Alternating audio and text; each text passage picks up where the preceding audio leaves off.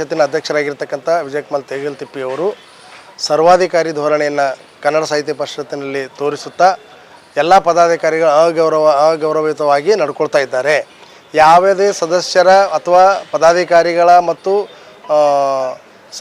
ಸಾಹಿತಿಗಳ ಒಂದು ಮಾತನ್ನು ಅವರು ಕೇಳದೆ ತಮ್ಮ ಸ್ವ ಇಚ್ಛೆಯಿಂದ ಮನಸ್ಸೋ ಇಚ್ಛೆ ಅವರಿಗೆ ಹೇಗೆ ತಿಳಿತು ಹಾಗೆ ಪ್ರಜಾಪ್ರಭುತ್ವ ವಿರೋಧಿ ನೀತಿಯನ್ನು ಅನುಸರಿಸುತ್ತಾ ಸರ್ವಾಧಿಕಾರಿ ಧೋರಣೆಯನ್ನು ಕನ್ನಡ ಸಾಹಿತ್ಯ ಪರಿಷತ್ತಿನಲ್ಲಿ ನಡೆಸ್ತಾ ಇದ್ದಾರೆ. ಇದಕ್ಕೆ ನಾನು ಜಿಲ್ಲಾ ಗೌರವ ಕಾರ್ಯದರ್ಶಿಯಾಗಿ ಪ್ರೊಫೆಸರ್ ಯಶವಂತರಾಯ ಎಸ್ಟಿಗೆ ಅನ್ನತಕ್ಕಂಥ ನಾನು ಖಂಡನೆ ಮಾಡ್ತೀನಿ. ಇದಕ್ಕೆ ಅವರು ಕನ್ನಡ ಸೇವೆಯನ್ನು ಮಾಡಲಿಕ್ಕೆ ಎಲ್ಲರನ್ನ ಒಮ್ಮನಸ್ಸಿನಿಂದ ಎಲ್ಲರ ಅಭಿಪ್ರಾಯಗಳನ್ನು ಸಂಗ್ರಹಿಸಿ ಕೆಲಸ ಮಾಡಬೇಕಾದಂಥದ್ದು ಆ ಅಧ್ಯಕ್ಷರಾಗಿರ್ತಕ್ಕಂಥ ಅವ್ರ ಕರ್ತವ್ಯ.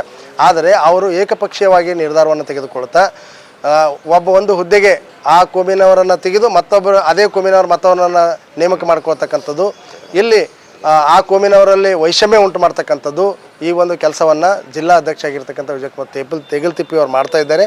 ಇದಕ್ಕೆ ಕಡಿವಾಣ ಹಾಕಬೇಕು ಮತ್ತು ಜಿಲ್ಲಾ ಎಲ್ಲ ಪದಾಧಿಕಾರಿಗಳಿಗೆ ಏನಂತಂದರೆ ತೆಗೆದು ಹಾಕ್ತೀವಿ ಅಂತಕ್ಕಂಥದ್ದು ಹೇಳಿ ಅವರಿಗೆ ಒಂದು ಮುಜುಗರವನ್ನು ಉಂಟು ಮಾಡ್ತಾ ಇದ್ದಾರೆ. ಇದನ್ನು ಬಿಡಬೇಕು, ಕನ್ನಡದ ಸೇವೆ ಮಾಡಲಿಕ್ಕೆ ಅವರು ಎಲ್ಲರಿಗೆ ತೊಗೊಂಡು ಹೋಗಬೇಕು ಅಂತಕ್ಕಂಥದ್ದು ನಮ್ಮದು ಆಗ್ರಹ ಅದ. ಮತ್ತು ಅವರು ಈ ಕನ್ನಡ ಸಾಹಿತ್ಯ ಪರಿಷತ್ತನ್ನು ಸರಿಯಾಗಿ ನಡೆಸ್ಕೊಂಡು ಹೋಗ್ತಾ ಇಲ್ಲ ಮತ್ತು ಅವರು ಯಾವುದೇ ಒಂದು ಜಿಲ್ಲಾ ಕಾರ್ಯಕಾರಿ ಸಮಿತಿಯನ್ನು ಯಾವಾಗ ಕರಿಬೇಕು 3 ತಿಂಗಳಿಗೆ 4 ತಿಂಗಳಿಗೆ ಆ ಥರ ಕರಿತಾ ಇಲ್ಲ. ಹಾಗಾಗಿ ಯಾವುದೇ ಕನ್ನಡದ ಕೆಲಸಗಳು ಏನಾಗಿವೆ, ನಮ್ಮ ಕಾರ್ಯವ್ಯಾಪ್ತಿ ಏನು ಅಂತಕ್ಕಂಥದ್ದು ಕೂಡ ಯಾರಿಗೂ ತಿಳಿಸ್ಕೊಡ್ತಾ ಇಲ್ಲ. ಅವರು ಏಕಮುಖವಾಗಿ ನಿರ್ಧಾರವನ್ನು ತೆಗೆದುಕೊಳ್ತಾ ಇದ್ದಾರೆ. ಅದಕ್ಕಾಗಿ ಸಮ್ಮೇಳನಗಳು 3 ಸಮ್ಮೇಳನಗಳು ಅದರದ್ದು ಲೆಕ್ಕಪತ್ರಗಳನ್ನು ಕೂಡ್ರಿ ಸಾರ್ವಜನಿಕರು ಮತ್ತು ನಮ್ಮ ಎಲ್ಲ ಕನ್ನಡ ಸಾಹಿತ್ಯ ಪರಿಷತ್ತಿನ ಅಜೀವ ಸದಸ್ಯರು ಕೇಳ್ತಾ ಇದ್ದಾರೆ ಅಂತಂದಾಗ ಆ 3 ವರ್ಷದ ಆಡಿಟ್ನೂ ಸಹ ಮಾಡಿಸಲಿಲ್ಲ ಮತ್ತು ಲೆಕ್ಕಪತ್ರಕ್ಕೆ ಲೆಕ್ಕನೂ ಕೊಡಲಿಲ್ಲ. ಮತ್ತು ಈ ಸಾಹಿತ್ಯ ಪರಿಷತ್ತಿನಲ್ಲಿ ಆಗ್ತಕ್ಕಂಥ ಯಾವುದೇ ಒಂದು ಬರ್ತಕ್ಕಂಥ ಆದಾಯದ ಬಗ್ಗೆಯೂ ಕೂಡ ಅವ್ರು ಯಾರಿಗೂ ಹೇಳ್ತಾ ಇಲ್ಲ.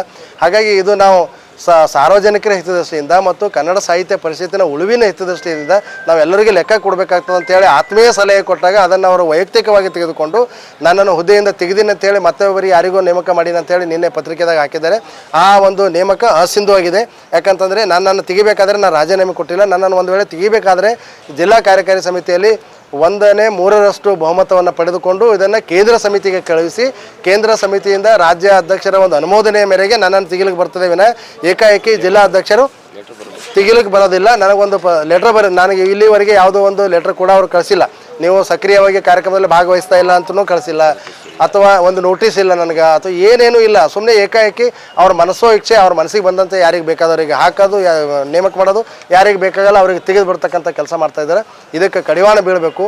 ವಿಜಯಕುಮಾರ್ ಆಟೋಟೋಪಕ್ಕೆ ಕಡಿವಾಣ ಹಾಕಬೇಕು. ಜಿಲ್ಲಾ ಕನ್ನಡ ಸಾಹಿತ್ಯ ಪರಿಷತ್ತನ್ನು ಉಳಿಸಬೇಕು. ಕನ್ನಡ ನೆಲ ಜಲ ಭಾಷೆಯ ಸಂರಕ್ಷಣೆ ಆಗಬೇಕಾದ್ರೆ ವಿಜಯಕುಮಾರ್ ತೇಗಲ್ತಿಪ್ಪಿಯವರು ಆ ಸ್ಥಾನದಿಂದ ತೆಗಿಬೇಕು ಅಂಥೇಳಿ ನಾವೆಲ್ಲ ಒಂದು ಸಾಹಿತ್ಯಾಸಕ್ತರ ಮತ್ತು ಎಲ್ಲ ಸಾಹಿತಿಗಳ ಮತ್ತು ಬರಹಗಾರರ ಹೋರಾಟಗಾರರ ಬುದ್ಧಿಜೀವಿಗಳ ಒಂದು ಎಲ್ಲರದ್ದು ನಿಯೋಗವನ್ನು ಬೆಂಗಳೂರಿಗೆ ತೆಗೆದುಕೊಂಡು ಹೋಗು ರಾಜ್ಯಾಧ್ಯಕ್ಷರಿಗೆ ನಾವು ಆಗ್ರಹ ಮಾಡ್ತೇವೆ.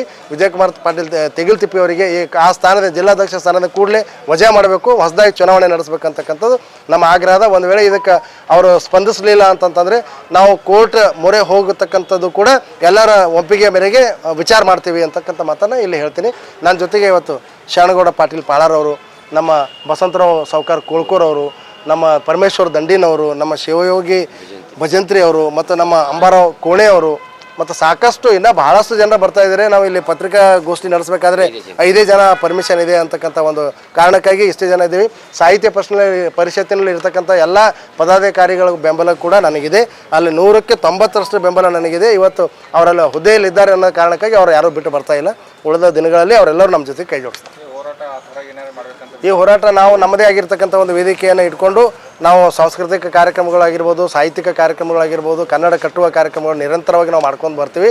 ನಮ್ಮ ಉಸಿರಿರುವ ತಕ್ಕ ಕನ್ನಡಾಂಬೆಯ ಸೇವೆ ಮಾಡ್ತೀವಿ ಮತ್ತು ಇವ್ರಿಗೆ ಹಠ ಅಂತಕ್ಕಂಥ ಕಾರ್ಯಕ್ರಮ ನಮ್ಮ ನಿರಂತರವಾಗಿ ಮುಂದುವರಿಯಲಿದೆ. ಧನ್ಯವಾದಗಳು.